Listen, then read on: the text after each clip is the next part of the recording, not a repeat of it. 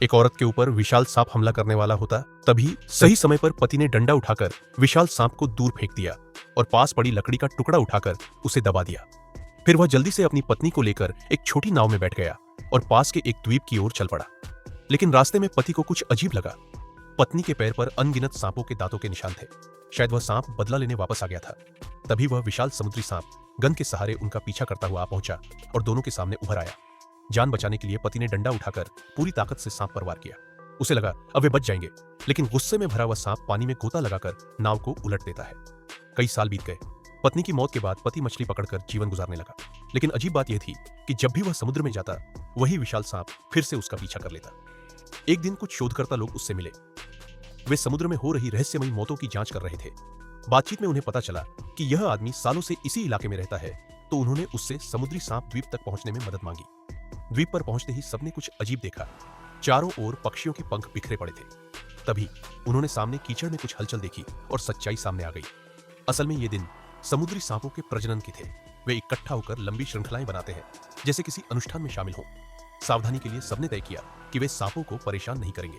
लेकिन तभी एक महिला गलती से किसी पत्थर के फूल जैसे जाल में फंस गई और लगभग गिर ही पड़ी थी कि आ योंग नामक व्यक्ति ने उसे बचा लिया।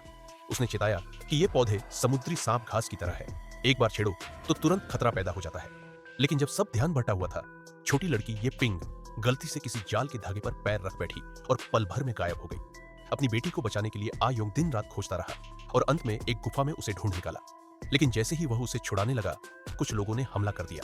वे वैज्ञानिक नहीं बल्कि काले धंधे के लोग थे जो इंसानों पर प्रयोग करते थे। असल में जिसे सब पति पत्नी समझ रहे थे, वे असल में वैज्ञानिकों द्वारा पकड़े गए लोग थे, जिनकी जुबान काट दी गई थी ताकि वे कोई राज न खोल सके। उनकी कहानी सुनकर सबने तय किया कि वे उस गुप्त प्रयोगशाला को नष्ट करेंगे। ये पिंग के नेतृत्व में सब अंदर घुस गए, जहां अनगिनत समुद्री सांपों को प्रयोग के लिए कैद किया गया था। यहां तक कि वही विशाल सांप भी जिसने कभी उन पर हमला किया था। टीम ने 2 हिस्सों में बांटने का फैसला किया। कुछ लोग बाहर जाकर मदद लाने वाले थे, जबकि बाकी अंदर फंसे सांपों को मुक्त करने में जुटे। लेकिन रास्ते में उनका सामना प्रयोगशाला के काले सरगना से हो गया। वह उन्हें बंधक बना लेता है और आ योंग को बाहर आने के लिए मजबूर करता है।